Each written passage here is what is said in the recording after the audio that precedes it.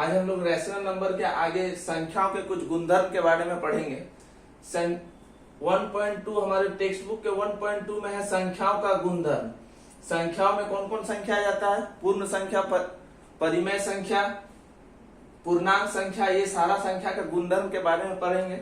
जिसमें पहला पॉइंट बताता है संवृत या संवर्ग का नियम, जिसको हम लोग जनरली पढ़ते हैं क्लोजर लॉ। इसको याद रखेंगे, ये हिंदी वाला नियम थोड़ा सा हार्ड है। संवृत या संवर्ग नियम, क्लोजर लॉ। क्लोजर लॉ में क्या है? क्लोजर लॉ में हम लोग पढ़ेंगे क्या? पूर्ण संख्याओं के बारे में, और उसके बाद पूर्णांक के बारे में, परिमेय संख्या के बारे में। पूर्ण संख्या का हम जानते हैं कि पूर्ण संख्या कौन कौन सा संख्या है, तो 0 से लेके जो शुरू होता है वो सारा संख्या क्या होता है? होल नंबर, पूर्ण संख्या। 0, 1, 2, 3, 4 डॉट डॉट डॉट आगे तक बढ़ते रहता है, ये सारा पूर्ण संख्या है। तो क्लोजर लॉ में हम पढ़ेंगे उसके क्या? पूर्ण संख्या का योग, व्याकरण, सब्सट्रैक्शन, मल्टीप्लीकेशन और डिवीजन के बारे में। एडिशन में क्या देखेंगे कि क्या दो पूर्ण संख्याओं का योग भी एक पूर्ण संख्या है या नहीं। अगर है तो हम बोलेंगे क्या ये क्लोजर लॉ को फॉलो करता है, यानी संवृत संवर्ग के नियम के अंतर्गत है, निहित है। सब्सट्रैक्शन में देखेंगे कि क्या दो पूर्ण संख्याओं का वियोग माने माइनस करने से, सब्सट्रैक्ट करने से जो वैल्यू आता है, क्या वो भी एक पूर्ण संख्या है? अगर है तो ये नियम को फॉलो करता है, अगर नहीं है तो नियम को फॉलो नहीं करता है। मल्टीप्लीकेशन, गुणन में हम देखेंगे कि दो पूर्ण संख्या कोई भी उठा लेंगे यहाँ से, और पूर्ण संख्या को गुना करने के बाद जो वैल्यू आएगा, हम गुना करने के बाद उस वैल्यू को देखेंगे कि क्या वो नंबर भी एक पूर्ण संख्या है कि नहीं है। अगर है तो फॉलो करता है, नहीं है तो नहीं है, फॉलो नहीं करता है। डिवीजन में भी सेम चीज है, दो पूर्ण संख्याओं को उठाएंगे, दोनों को भाग देंगे, और भाग देने के बाद जो वैल्यू आ गया वो मेरा पूर्ण संख्या है या नहीं, इसको टेस्ट किया जाएगा। और जो वैल्यू उसमें लाइज करेगा यानी पूर्ण संख्या होगा, उसको बोलेंगे कि नियम के अंतर्गत है अथवा नियम के अंतर्गत नहीं है। आइए कुछ एग्जांपल देख लेते हैं। यहाँ पे पूर्ण संख्या ये जानते हैं हम लोग क्या? 0, 1, 2, 3, 4, 5, 6 इस तरह से शुरू होता है, और इसका योग करके देखते हैं। एग्जाम्पल के तौर पे हम ले लेते हैं क्या कि 2 और 3, दो नंबर ले लेते हैं, दोनों को ऐड करके देखते हैं। 2 + 3 बराबर क्या होगा? 4 होगा। क्या 4 ये पूर्ण संख्या है कि नहीं? हम जानते हैं क्या 4 भी एक पूर्ण संख्या है। 0, 1, 2, 3, 4, 5, 6, 7, 8, 9 इंफिनिटी तक चलते रहता है पूर्ण संख्या। तो ये जो है ये क्या है? ये खुद भी एक पूर्ण संख्या है, इसका योग का वैल्यू भी क्या है? एक पूर्ण संख्या। एक दूसरा नंबर ले लेते हैं, मान लीजिए कि 5 है, एक 7 है, ये दो नंबर है, दोनों पूर्ण संख्या है। अब दोनों को लेके दोनों को योग करते हैं, 7 + 5 बराबर क्या होगा? 12। क्या 12 भी एक पूर्ण संख्या है? हम जानते हैं क्या होल नंबर 0 से लेके इंफिनिटी तक पूर्ण संख्या होता है। तो ये एडिशन क्या होगा? इसका वैल्यू भी एक पूर्ण संख्या होगा। तो इसको हम क्या लिख सकते हैं? ये क्लोजर लॉ को फॉलो करता है। तो इसको लिखते हैं क्या? क्लोजर लॉ को जो फॉलो करता है, अतः पूर्ण संख्याओं का योग क्या है? पूर्ण संख्याओं के योग के अंतर्गत संवृत है। अतः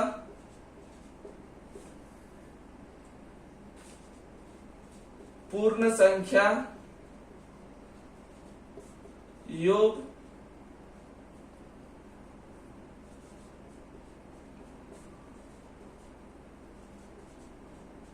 के अंतर्गत संवृत है। सीबीएसई वाले क्लोजर लॉ को फॉलो करते हैं, वे लिखेंगे this number follow the closure law. अब सब्सट्रैक्शन में देखते हैं क्या दो पूर्ण संख्याओं को घटाएंगे, जो वैल्यू आएगा क्या देखेंगे वो भी एक पूर्ण संख्या है कि नहीं। अगर है तो लिखेंगे पूर्ण संख्याओं का या दिया हुआ पूर्ण संख्याओं का योग क्या है? संवृत के अंतर्गत है। और अगर नहीं फॉलो करेगा तो लिखेंगे संवृत संवर्ग के अंतर्गत नहीं है। दो ले लेते हैं यहाँ से नंबर, मान लीजिए कि एक 4 है, दूसरा एक नंबर 1 ले लिए, तो 4 - 1 बराबर क्या हो जाएगा? 3। क्या ये पूर्ण संख्या है? हाँ पूर्ण संख्या तो है, जान रहे हैं 1, 2, 3 ये पूर्ण संख्या आता है, तो ये तो फॉलो कर रहा। लेकिन अगर एक नंबर बड़ा नंबर आगे की जगह छोटा नंबर आगे ले लेते, मान लीजिए कि 1 ले लिया, पीछे में 3 ले लिए, तो 1 - 3 बराबर क्या हो जाएगा? -2। अब ये क्या आ गया? इंटीजर आ गया, पूर्णांक आ गया। हम जानते हैं क्या दोनों का सब्सट्रैक्शन यानी व्यकलन करने के बाद जो वैल्यू है वो किस में आना चाहिए? वो पूर्ण संख्या होना चाहिए। क्या -2 पूर्ण संख्या है? कोई भी नंबर के अगर माइनस लगा हुआ रहता वो इंटीजर होता, पूर्णांक संख्या। तो हम देख रहे हैं क्या सब्सट्रैक्शन में सारा नंबर फॉलो नहीं कर रहा है, यानी क्लोजर लॉ में सब्सट्रैक्शन जो है पूर्ण संख्याओं का ये फॉलो नहीं करता है। तो इसमें क्या लिखेंगे? अतः पूर्ण संख्याओं का व्यकलन अंतर्गत संवृत नहीं है। आपकी किताब में भी दिया है, अतः पूर्ण संख्या व्यकलन के अंतर्गत संवृत नहीं है। अतः पूर्ण संख्या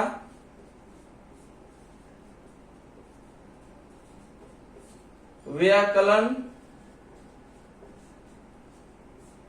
के अंतर्गत संवृत्त नहीं है। समझ में आ रहा है? संवृत्त नहीं है, संवृत्त है क्या है? माने जो इसको फॉलो करेगा इसके हिसाब से ठीक होगा वो संवृत्त है, जो नहीं फॉलो करेगा नहीं है। योग दो पूर्ण संख्याओं को जोड़ने से जो वैल्यू आता है वो भी पूर्ण संख्या हम देख लिए, इसीलिए ये संवृत्त है। दो पूर्ण संख्याओं को वियोग करने से यानी व्यकलन करने से, माइनस करने से हम देखते हैं क्या कभी तो पूर्ण संख्या आता है, कभी पूर्ण संख्या नहीं भी आता है, माने माइनस में आते इंटीजर्स आ जाता है, यानी सारे के लिए ये फॉलो नहीं कर रहा तो इसको लिखेंगे अतः पूर्ण संख्याओं का व्यकलन के अंतर्गत संवृत्त नहीं है। अब गुणन करके देखते हैं, मल्टीप्लीकेशन में दो पूर्ण संख्या लेंगे उसको गुना करके देखेंगे, देखने के बाद देखते हैं कि जो वैल्यू आता है वो पूर्ण संख्या है कि नहीं, होल नंबर है कि नहीं।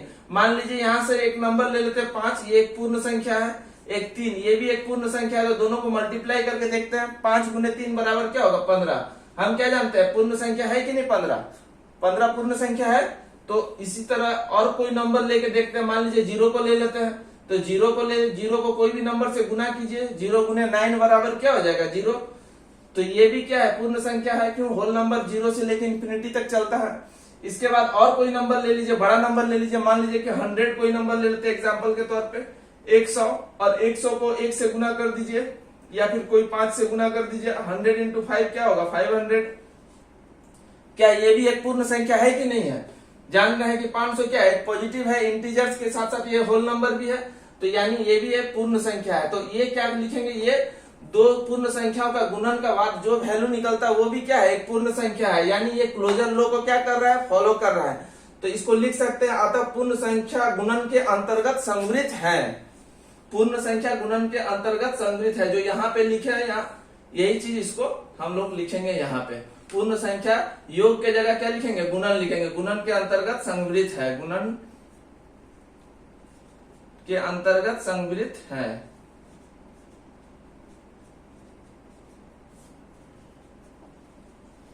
जगह नहीं है इसलिए यहीं पे नीचे में छोटा सा लिख दिया, गुणन के पूर्ण संख्या गुणन के अंतर्गत संवृत्त है। अब इसके बाद भाग आ जाता है डिवीजन। डिवीजन में भी क्या करेंगे, पूर्ण संख्या में दो पूर्ण संख्या लिया जाएगा, उसको भाग करने के बाद जो वैल्यू आएगा देखेंगे क्या वो पूर्ण संख्या है कि नहीं। अगर है तो बोलेंगे संवृत्त है, अगर नहीं है तो बोलेंगे गुणन के अंतर्गत भाग के अंतर्गत संवृत्त नहीं है। मान लीजिए एक नंबर ले लेते हैं 4, दूसरा नंबर ले लिए 2, तो 4 डिवाइडेड बाई 2 4/2 कितना हो जाएगा, काटेंगे तो 2, तो 2 भी क्या है एक पूर्ण संख्या है। लेकिन अगर मान लीजिए कि 3 ले लेते हैं और नीचे में 4 ले लिए तो ये भी पूर्ण संख्या ये भी पूर्ण संख्या है, लेकिन भाग देने के बाद क्या 3 से 4 भाग होगा नहीं होगा, पॉइंट में आ जाएगा फ्रैक्शन में। तो ये क्या 3/4, तो पूरा पूरी भाग नहीं लगा, तो 3/4 क्या पूर्ण संख्या है, जानते हैं पूर्ण संख्या क्या होता है होल नंबर में होता है पूरा पूरी। तो ये क्या हो गया एक परिमेय संख्या, p/q के फॉर्म में आ गया, तो ये पूर्ण संख्या नहीं हुआ। यानी भाग जब देते हैं तो हर कोई पूर्ण संख्या नहीं आता है, कोई पूर्ण आया तो कोई परिमेय संख्या आ गया। तो इसी को हम क्या लिखेंगे, ये गुणन अतः पूर्ण संख्या भाग के अंतर्गत संवृत्त नहीं है। क्यों, क्योंकि इसका सारा वैल्यू क्या है पूर्ण संख्या नहीं आ रहा है। तो अतः लिखेंगे पूर्ण, यहीं पे लिख देते हैं भाग के अंतर्गत संवृत्त नहीं है। पूर्ण संख्या भाग के अंतर्गत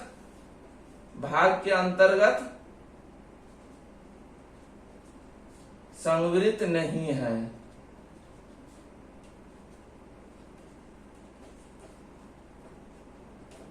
अब पूर्ण संख्या के बारे में पढ़ लिए, संवृत्त या संवरक नियम जान लिए, क्या है क्लोजर लॉ।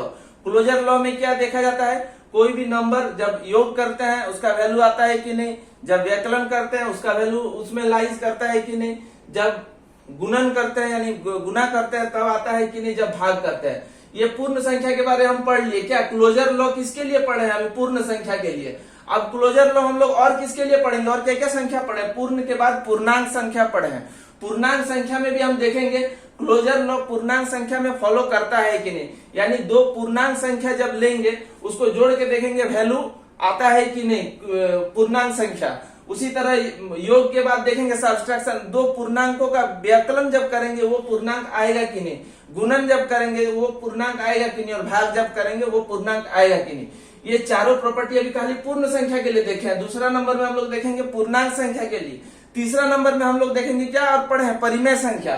तो पूर्ण संख्या, पूर्णांक संख्या और परिमेय संख्या तीनों के लिए क्लोजर लॉ फॉलो किसमें करता है, किसमें नहीं करता है, योग में करता है कि व्याकलन में करता है, गुणन में, भाग में। ये आपके एग्जाम में भी बहुत इंपॉर्टेंट है। इसे एग्जाम से रिलेटेड क्वेश्चन, ये जब चैप्टर खत्म हो जाएगा एग्जाम में, जो प्रीवियस ईयर्स में पूछा गया उसको हम लोग यहाँ पे देखेंगे, क्वेश्चन में दे देगा क्या, दो पूर्णांक संख्याओं का योग, क्वेश्चन में दे देगा दो पूर्णांक संख्याओं का योग जो है वो अंतर्गत योग के अंतर्गत संवृत है कि नहीं। आपको हाँ या ना में 1 नंबर का क्वेश्चन पूछ देगा, टिक लगाना है।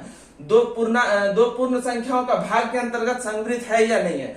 तो जब तक हम सारा इसका लॉ, चारों योग, वियोग, गुणन और भाग नहीं पढ़ेंगे तब तक नहीं कर सकते हैं। तो पूर्णांक संख्या, पूर्ण संख्या पढ़ लिए, इसके बाद पूर्णांक और फिर परिमेय संख्या पढ़ेंगे।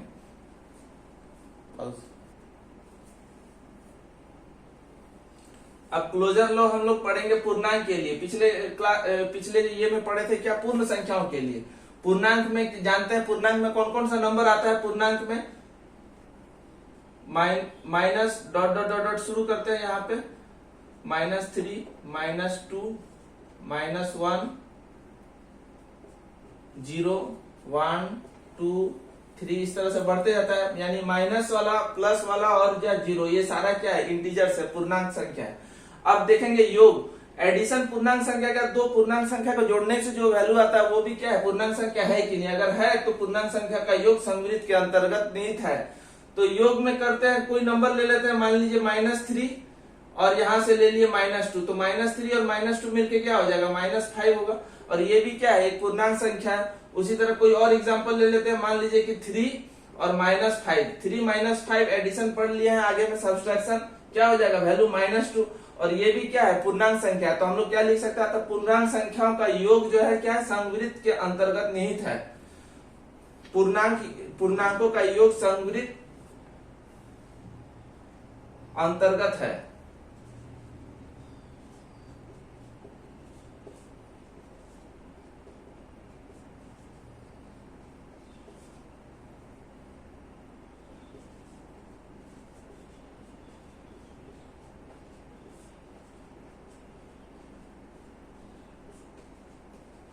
योग के अंतर्गत संवृत्त है। अब व्याकलन देख लेंगे, यानी सब्सट्रैक्शन में क्या करते हैं, दो नंबर को माइनस करते हैं, -5 - 2 कर लिए, कोई नंबर दो ले लिए एग्जांपल, तो 5 - 2 क्या हो जाएगा, 3 हो जाएगा। ये भी एक पूर्णांक है कि नहीं, इंटीजर्स है। उसी तरह माइनस में कोई नंबर ले लेते हैं, मान लीजिए कि -3 - 7, -3 और -7 क्या हो जाएगा, -10 हो जाएगा। तो -10 भी क्या है, एक पूर्णांक है, यानी इंटीजर्स है। तो दो इंटीजर्स को जब सब्सट्रैक्ट करते हैं तो वैल्यू जो भी आता है वो भी क्या होता है, एक इंटीजर्स होता है। यानी ये क्या कर रहा है, क्लोजर लॉ को फॉलो कर रहा है, इट फॉलोज क्लोजर लॉ। और यहाँ पे हिंदी मीडियम वाले लिखेंगे क्या, पूर्णांकों का व्याकलन के अंतर्गत संवृत्त है। पूर्णांक व्याकलन के अंतर्गत संवृत्त है। अब गुणन में भी देख लेंगे कि दो पूर्णांकों को गुणा करने से जो वैल्यू आता है वो भी एक पूर्णांक संख्या है कि नहीं। अगर है तो पूर्णांकों का गुणन के अंतर्गत संवृत्त है। अगर गुणन के अंतर्गत संवृत्त नहीं होगा कब, जब नहीं होगा। तो मान लीजिए कि दो पूर्णांक ले लिए, एक ले लिए -3 और गुने एक ले लिए -9। -3 × -9 क्या हो जाएगा, 27। माइनस माइनस में क्या हो जाएगा, प्लस, बड़ा संख्या का नंबर, सॉरी +27 हो जाएगा। 27 क्या है, पूर्णांक है कि नहीं है, इंटीजर्स है। तो इंटीजर्स है तो क्या करेंगे, इसको क्या लिख सकते हैं, पूर्णांकों के गुणन के अंतर्गत संवृत्त है। एक और एग्जांपल ले लेते हैं, एक 0 ले लिए और यहाँ पे -5 ले लिए। 0 × -5 क्या हो जाएगा, 0 कोई भी नंबर से गुणा करने से 0 आता है। तो लिख सकते हैं पूर्णांक गुणन के अंतर्गत संवृत्त है।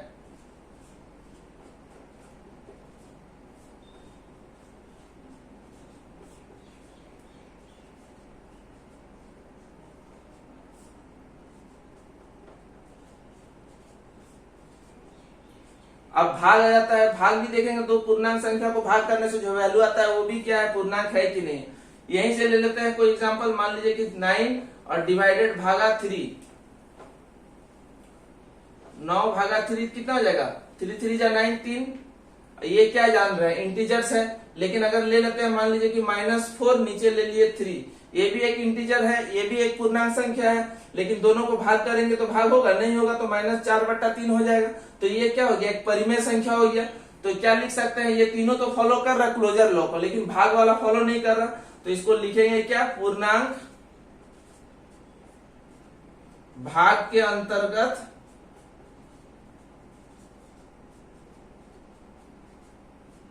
संवृत नहीं है।